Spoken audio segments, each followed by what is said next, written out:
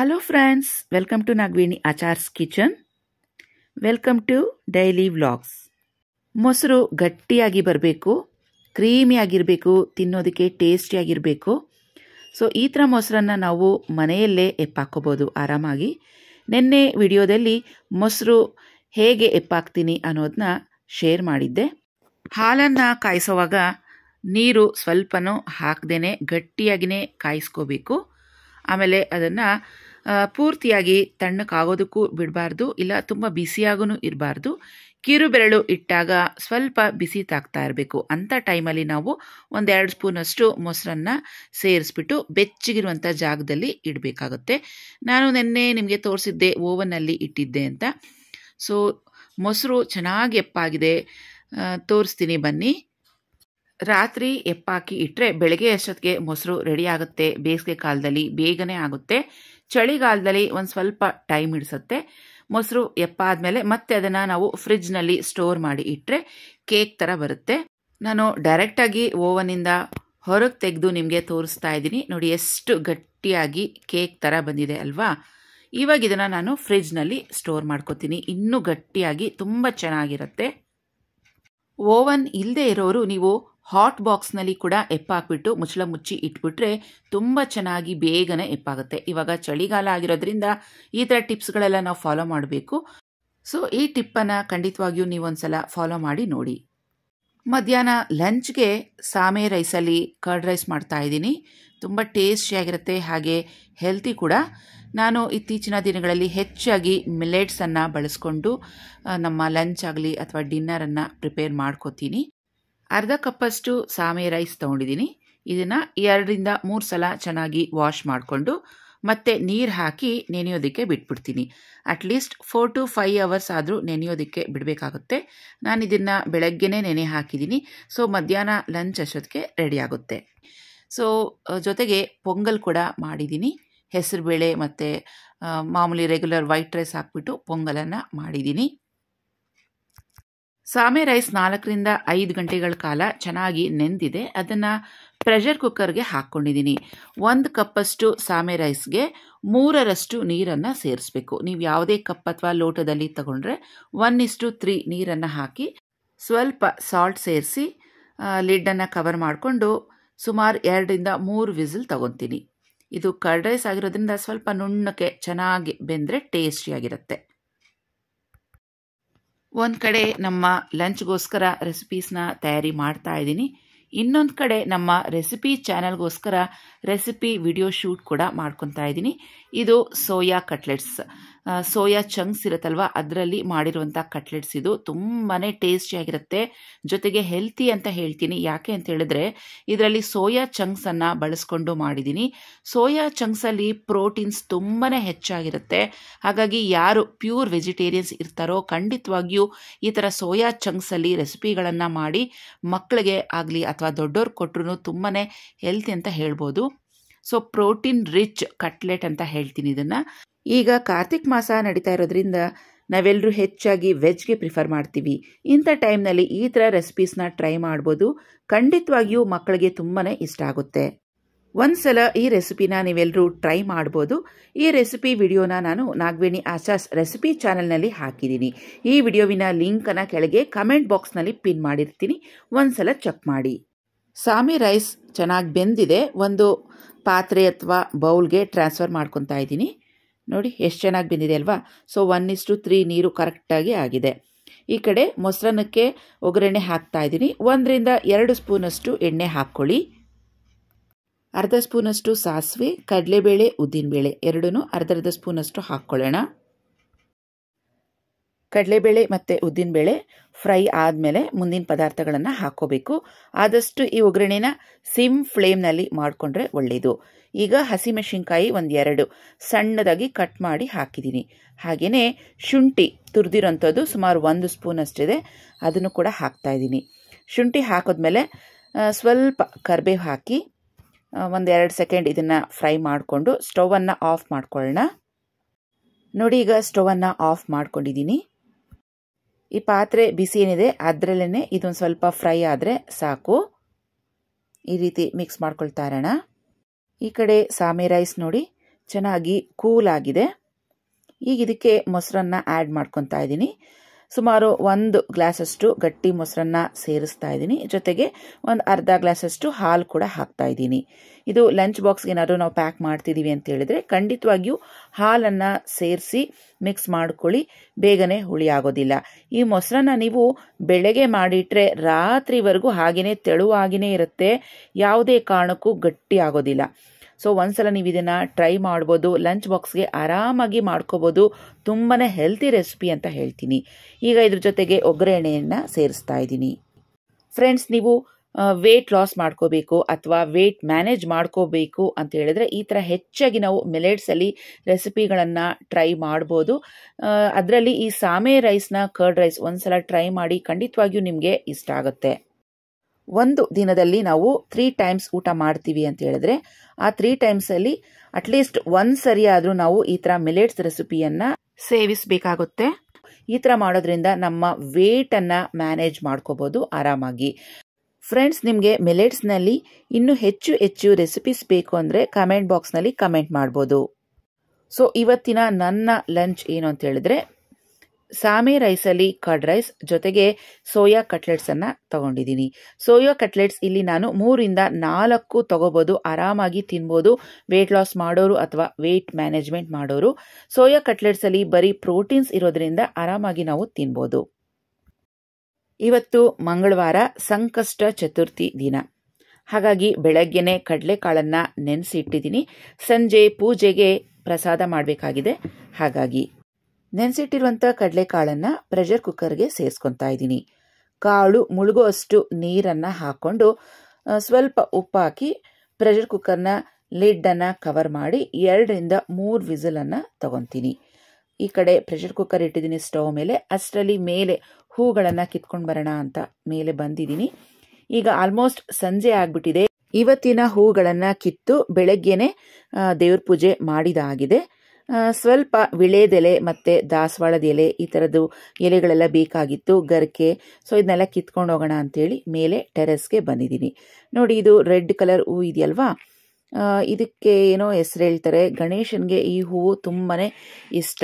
So ನಿಮ್ಗೆ ಯಾರಿಗಾದರೂ ಈ ಹೂವಿನ ಬಗ್ಗೆ ಅಥವಾ ಈ ಹೂವಿನ ಹೆಸರು ನಿಮ್ಗೆ ಗೊತ್ತಿದೆ, ಪ್ಲೀಸ್ ಕಮೆಂಟ್ ಬಾಕ್ಸ್ನಲ್ಲಿ ಕಮೆಂಟ್ ಮಾಡಿ. ಇದು ಸಂಕಷ್ಟಿ ದಿನ ಇಟ್ಟು ಗಣೇಶನಿಗೆ ಪೂಜೆ ಮಾಡಬೇಕು ಅಂತಲೇ ಹೇಳಿ ಈ ಗಿಡನ ತಂದಿದ್ದೆ. ಇದು ತುಂಬ ಚಿಕ್ಕದಾಗಿದೆ ಹೂಗಳು. ಈ ಥರ ಹೂಗಳಲ್ಲಿ ದೊಡ್ಡ ಸೈಜ್ನಲ್ಲೂ ಬಿಡುತ್ತೆ, ಆರೆಂಜ್ ಮತ್ತು ರೆಡ್ ಈ ಥರ ಕಲರ್ಸ್ನಲ್ಲಿ. ಆ ಥರ ಗಿಡಗಳು ನೆಲದ ಮೇಲೆ ಹಾಕಿದ್ರೆ ತುಂಬ ಚೆನ್ನಾಗಿ ಬರುತ್ತೆ. ನಾನಿಲ್ಲಿ ಪಾಟ್ನಲ್ಲಿ ಹಾಕಿರೋದ್ರಿಂದ ಚಿಕ್ಕ ಗಿಡ ತಂದು ಹಾಕಿದ್ದೀನಿ. ಅಂದರೆ ಈ ಹೂವು ಚಿಕ್ಕದಾಗಿಯೇ ಬಿಡುತ್ತೆ. ಜೊತೆಗೆ ಪೂಜೆಗೆ ನಾನಿಲ್ಲಿ ದಾಸವಾಳದ ಎಲೆಯನ್ನು ಕಿತ್ಕೊತಾ ಇದ್ದೀನಿ. ಸುಮಾರು 11 ಎಲೆಯನ್ನು ಕಿತ್ಕೊತಾ ಇದ್ದೀನಿ. ವಿಳೆದೆಲೆ ಇಡ್ಬೋದು, ಇಲ್ಲಾಂದರೆ ದಾಸವಾಳದ ಎಲೆ ಕೂಡ ಇಡ್ಬೋದು. ದಾಸವಾಳದ ಎಲೆ ತುಂಬ ಹೆಚ್ಚಾಗಿದೆ, ಹಾಗಾಗಿ ನಾನು ಇದನ್ನೇ ಸುಮಾರು 11 ಎಲೆಯನ್ನು ಕಿತ್ಕೊಂಡಿದ್ದೀನಿ. ನೋಡಿ, ಇದು ತುಂಬೆ ಹೂ ಅಂತ ಹೇಳ್ತೀವಿ. ಈ ತುಂಬೆ ಹೂವಲ್ಲಿ 2 ಕಲರ್ ಬರುತ್ತೆ, ವೈಟ್ ಮತ್ತು ರೆಡ್. ನಮ್ಮ ಮನೇಲಿ ವೈಟ್ ಕಲರನ್ನು ಹಾಕಿದ್ದೀನಿ. ತುಂಬ ಕಮ್ಮಿ ಇದೆ ಹೂವು, 4ರಿಂದ 5 ತುಂಬೆ ಹೂ ಸಿಕ್ತು ಅಷ್ಟೇ. ತುಂಬೆ ಹೂ ಇಲ್ಲ ಅಂತ ಹೇಳಿದ್ರೆ ತುಂಬೆ ಗಿಡದ ಎಲೆಗಳನ್ನು ಸಹ ನಾವು ಪೂಜೆಗೆ ಬಳಸ್ಬೋದು, ತುಂಬಾ ಶ್ರೇಷ್ಠ. ಹಾಗೆಯೇ ಗುಲಾಬಿ ಒಂದೇ ಒಂದಿದೆ, ಅದನ್ನು ಸಹ ತಗೊತಾ ಇದ್ದೀನಿ ನಾನಿಲ್ಲಿ. ನನಗೆ ಕೆಂಪು ದಾಸವಾಳ ಬೇಕಾಗಿತ್ತು, ದಾಸವಾಳ ಇಲ್ಲ ಗಿಡದಲ್ಲಿ, ತುಂಬ ಮೊಗ್ಗಾಗಿದೆ. ಹಾಗಾಗಿ ನಾನು ಕೆಂಪು ಗುಲಾಬಿ ಹೂನೇ ತಗೊಂಡಿದ್ದೀನಿ. ನೋಡಿ, ಇದು ವಿಳೆದೆಲೆ ಗಿಡ. ಅವಾಗವಾಗ ಇದನ್ನು ಕಟ್ ಮಾಡ್ತಾ ಇರ್ತೀವಿ. ಈಗಷ್ಟೇ ರೀಸೆಂಟಾಗಿ ಇದನ್ನು ಕಟ್ ಮಾಡಿದ್ವಿ, ಅಂದರೆ ಟ್ರಿಮ್ಮಿಂಗ್ ಮಾಡಿದ್ವಿ. ಸೊ ಹಾಗಾಗಿ ಈಗಷ್ಟೇ ಮತ್ತೆ ಚಿಗುರ್ತಾ ಇದೆ. ವಿಳೆದೆಲೆ ತುಂಬ ಕಮ್ಮಿ ಇದೆ. 1-2 ಎಲೆ ಮಾತ್ರ ಇವತ್ತು ಪೂಜೆಗೆ ತಗೊತಾ ಇದ್ದೀನಿ. ನಮ್ಮ ಮನೆಯಲ್ಲಿ ಪೂಜೆಗೆ ಹಾಗೂ ಕಳಸಕ್ಕೆ ವಿಳೆದೆಲೆ ಇಡಬೇಕಾದ್ರೆ ನಾವು ನಮ್ಮನೆ ಗಿಡದಲ್ಲಿರುವಂಥ ವಿಳೆದೆಲೆನೇ ಕಿತ್ಕೊತೀವಿ. ಹಾಗೆಯೇ ಗರಿಕೆ ಸುಮಾರು 21 ಕಿತ್ಕೊತಾ ಇದ್ದೀನಿ. ಗರಿಕೆ ತುಂಬಾ ಶ್ರೇಷ್ಠ ಗಣೇಶನಿಗೆ. ಯಾವ ಹೂವು ಸಿಗಲಿಲ್ಲ ಅಂದರೂ ಪರವಾಗಿಲ್ಲ, ಗರಿಕೆ ಮಾತ್ರ 21 ಸಂಕಷ್ಟಿ ದಿನ ಇಡಲೇಬೇಕು. ನೋಡಿ, ಆಲ್ಮೋಸ್ಟ್ ಎಲ್ಲ ಹೂವು ಮತ್ತು ಎಲೆ ಕಿತ್ಕೊಂಡು ಆಗಿದೆ. ಕೆಳಗಡೆ ಪ್ರೆಷರ್ ಕುಕ್ಕರ್ ಇಟ್ಟು ಬಂದಿದ್ನಲ್ವಾ ಕಿಚನಲ್ಲಿ, ಅದು ಆಗಲೇ ವಿಸಿಲ್ಸ್ ಬರ್ತಾ ಇದೆ, ಕೇಳಿಸ್ತಾ ಇದೆ ನನಗೆ. ಸೊ ನಾನು ಹೂಗಳೆಲ್ಲ ಕಿತ್ಕೊಳ್ಳೋ ಅಷ್ಟೊತ್ತಿಗೆ ವಿಸಿಲ್ ಕೂಡ ಬಂದಿದೆ. ಫ್ರೆಂಡ್ಸ್, ನಾನು ನನ್ನ ಲಾಸ್ಟ್ ವಿಡಿಯೋದಲ್ಲಿ ಶೇರ್ ಮಾಡಿದ್ದೆ, ನಮ್ಮ ಪ್ರೀತಮ್ ಒಂದು ಐಟಮನ್ನು ಆರ್ಡರ್ ಮಾಡ್ಕೊಂಡಿದ್ದಾನೆ. ಅದು ಬಂದಿದೆ ಪಾರ್ಸಲ್. ನಿಮಗೆ ಪ್ರೀತಮ್ ಬಂದ ಮೇಲೇ ಶೇರ್ ಮಾಡ್ಕೋತೀನಿ ಅಂತ ಹೇಳಿದ್ದೆ. ಸೊ ಪ್ರೀತಮ್ ಸ್ಪೋರ್ಟ್ಸ್ ಮುಗಿಸ್ಕೊಂಡು ಬಂದ ಅವತ್ತಿನ ದಿವಸ ಫುಲ್ಲು ಟಯರ್ಡ್ ಆಗಿತ್ತು ಅಂತ ಪಾರ್ಸಲ್ ಓಪನ್ ಮಾಡಿಲ್ಲ. ನೆಕ್ಸ್ಟ್ ಡೇ ಪಾರ್ಸಲನ್ನು ಓಪನ್ ಮಾಡ್ತಾ ಇದ್ದಾನೆ. ಫ್ರೆಂಡ್ಸ್, ಹಾಗೆಯೇ ಪ್ರೀತಮ್ ನೆನ್ನೆ ಸ್ಪೋರ್ಟ್ಸ್ಗೆ ಹೋಗಿದ್ದ ಅಂತ ಹೇಳಿದೆ. ಅದರಲ್ಲಿ ಅವ್ರಿಗೆ 3rd ಪ್ಲೇಸ್ ಸಿಕ್ಕಿದೆ, ಬ್ರಾನ್ಸ್ ಮೆಡಲ್ ಸಿಕ್ಕಿದೆ. ಸೊ ಎಲ್ಲರೂ ಕಂಗ್ರ್ಯಾಚುಲೇಷನ್ಸ್ ಹೇಳಿದ್ದೀರಾ. ಯಾರೆಲ್ಲ ಪ್ರೀತಮ್ಗೆ ವಿಶ್ ಮಾಡಿದಿರೋ ನಿಮ್ಮೆಲ್ಲರಿಗೂ ನನ್ನ ಕಡೆಯಿಂದ ಥ್ಯಾಂಕ್ಸನ್ನು ಹೇಳ್ತೀನಿ. Parcel open ಮಾಡಿದಾಗಿದೆ. ಸೊ ಇದರಲ್ಲಿ ಏನಿದೆ ಅಂತ ಹೇಳಿದ್ರೆ ಪಿಗ್ಗಿ ಬಾಕ್ಸ್. ಇದನ್ನು ಒಂದು ಇನ್ಸ್ಟಾಗ್ರಾಮ್ ಪೇಜಿಂದ ಆರ್ಡರ್ ಮಾಡಿ ತಗೊಂಡಿದ್ದಾನೆ. ಅದು ಅವನ ಓನ್ ವಿಶ್ ಆಗಿದೆ. ಯಾರೂ ಅವನಿಗೆ ಬಲವಂತ ಮಾಡಿಲ್ಲ, ನೀನು ಒಂದು ಪಿಗ್ಗಿ ಬಾಕ್ಸ್ ತಗೋ, ಉಂಡಿ ತಗೋ, ಅದರಲ್ಲಿ ದುಡ್ಡು ಹಾಕಿಡು, ಕೂಡಿಡು ಅಂತೇಳಿ. ಸೊ ಇದು ಅವನ ಓನ್ ಇಂಟ್ರೆಸ್ಟಲ್ಲಿ ಓನ್ ಪಾಕೆಟ್ ಮನಿಯಿಂದ ತಗೊಂಡಿದ್ದಾನೆ. ಸೊ ಈ ಥರ ಇಂಟ್ರೆಸ್ಟ್ ಮಕ್ಕಳಲ್ಲಿ ಬರೋದು ತುಂಬಾ ಒಳ್ಳೆಯದು. ಯಾಕಂದರೆ ನಾವಾಗಿ ಪೇರೆಂಟ್ಸು ದುಡ್ಡು ಕೊಡಿಸಿಡು, ದುಡ್ಡು ವೇಸ್ಟ್ ಮಾಡಬೇಡ, ಸೇವ್ ಮಾಡು ಅಂತ ಹೇಳಿದ್ರೆ ಅವ್ರಿಗೆ ಅದು ಇಷ್ಟ ಆಗೋದಿಲ್ಲ. ಸೊ ಅವ್ರಿಗೆ ಮನಿ ಸೇವ್ ಮಾಡಬೇಕು ಅಂತ ಅವ್ರವ್ರಿಗೆ ಇಂಟ್ರೆಸ್ಟ್ ಬಂದರೆ ಮಾತ್ರ ಸಾಧ್ಯ ಇದು. ಸೊ ಈಗ ಒಂದು ಪಿಗ್ಗಿ ಬಾಕ್ಸನ್ನು ತರಿಸ್ಕೊಂಡಿದ್ದಾನೆ. ಅದರಲ್ಲಿ ಏನು ವಿಶೇಷ ಅಂತ ಹೇಳಿದ್ರೆ ನೋಡಿ, ಉಂಡಿಯಲ್ಲಿ ನಾವು ಎಷ್ಟು ರುಪೀಸ್ ಹಾಕ್ತೀವೋ ಅಷ್ಟು ರುಪೀಸು ಈ ಉಂಡಿ ಮೇಲೆ, ಪಿಗ್ಗಿ ಬಾಕ್ಸ್ ಮೇಲೆ ನಂಬರ್ಸ್ ಹಾಕಿರ್ತಾರೆ. 500, 100, 200 ಈ ಥರದ್ದು ನೋಟ್ಸ್ದು ನಂಬರ್ಸ್ ಇರುತ್ತೆ. ನಾವಿದರಲ್ಲಿ ಎಷ್ಟು ರುಪೀಸ್ ಹಾಕ್ತೀವೋ ಅಷ್ಟು ರುಪೀಸು ನಾವು ಅಲ್ಲಿ ಸ್ಕ್ರ್ಯಾಚ್ ಮಾಡಬೇಕಾಗುತ್ತೆ. ಸೊ ನಾವು ಪಿಗ್ಗಿ ಬಾಕ್ಸಲ್ಲಿ ಎಷ್ಟು ದುಡ್ಡು ಹಾಕಿದ್ದೀವಿ ಅನ್ನೋದು ಒಂದು ನಮಗೆ ಅಂದಾಜು ಇರುತ್ತೆ. ಇನ್ನು ಎಷ್ಟು ಹಾಕಬೇಕು ದುಡ್ಡು ಅನ್ನೋದು ಕೂಡ ಅಂದಾಜಿರುತ್ತೆ. ಈ ಪಿಗ್ಗಿ ಬಾಕ್ಸ್ ಫುಲ್ಲೂ 1,00,000 ರೂಪೀಸ್ ಅಂದರೆ 1,00,000 ರೂಪಾಯಿ ಕೂಡಿ ಇಡ್ಬೋದು ಇದರೊಳಗಡೆ. ಅಂದರೆ ಬರೀ ನೋಟ್ಸ್ ಮಾತ್ರ ಹಾಕೋದು, ಕಾಯಿನ್ಸ್ ಹಾಕೋಂಗಿಲ್ಲ. ನೋಡಿ ಈ ಥರ ಇರುತ್ತೆ. 100, 200 ಈ ಥರ ನಮಗೆ 50,000 ಕೂಡ ಸಿಗುತ್ತೆ, 10,000 ರೂಪಾಯಿದು ಕೂಡ ಸಿಗುತ್ತೆ. ಅಂದರೆ ನಾವು ಎಷ್ಟು ರುಪೀಸ್ ಕೂಡಿ ಇಡಬೇಕು ಅನ್ಕೊತೀವೋ ಅಷ್ಟು ರುಪೀಸ್ ನಾವು ಅವ್ರಿಗೆ ಹೇಳಿದ್ರೆ ಅವ್ರು ನಮಗೆ ಈ ಥರ ಕಸ್ಟಮೈಸ್ ಮಾಡಿ ಕೊಡ್ತಾರೆ.